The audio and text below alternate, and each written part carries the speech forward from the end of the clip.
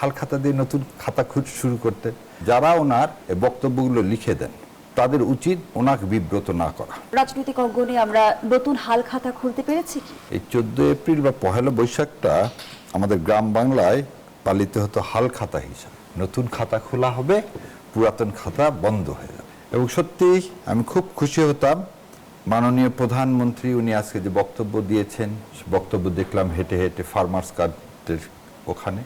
তো উনি দুইটা কথা বলছেন, একটা হচ্ছে সেমিকলম সহ দাড়ি কমা সহ এই জুলাই সনদকে বাস্তবায়ন করা হবে।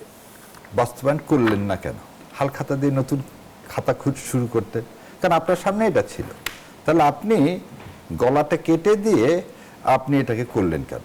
এবং আমি আরেকটা জিনিস বলবো, মাননীয় প্রধানমন্ত্রী অত্যন্ত নিয়ে বলছি, যারা ওনার বক্তব্যগুলো লিখে দেন তাদের উচিত ওনাকে বিব্রত না করা।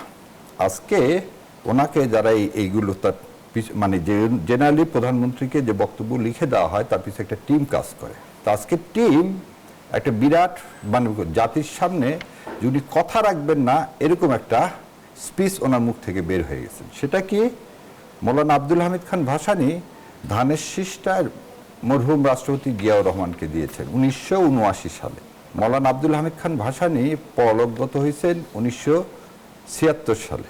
তাহলে একমাত্র আমরা দেখলাম গত 15 বছরে শেখ সাহেব হচ্ছে মারা যাওয়ার পর দেখলাম গত 15 বছর বহু বই লিখলেন পরলোকগত হওয়ার পর।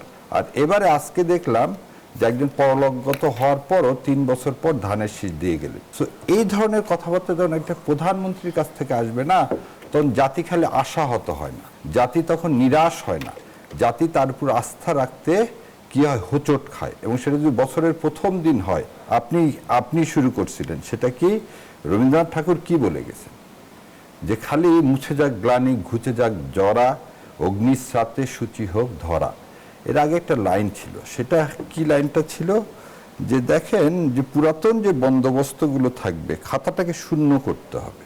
তো আপনি যদি প্রথম দিনই এরকম কথা বলেন যে কথাটা পুরা জাতিকে বিভ্রান্ত করে, তাহলে আপনার কাছে কিভাবে মানুষ ভরসা রাখবে যে আপনি তেমনি কথা রাখেননি প্রথমে, তারপর আবার এটা বাস্তবায়ন করবেন, অক্ষরে অক্ষরে বলতেছেন, কিভাবে বিশ্বাস করবে?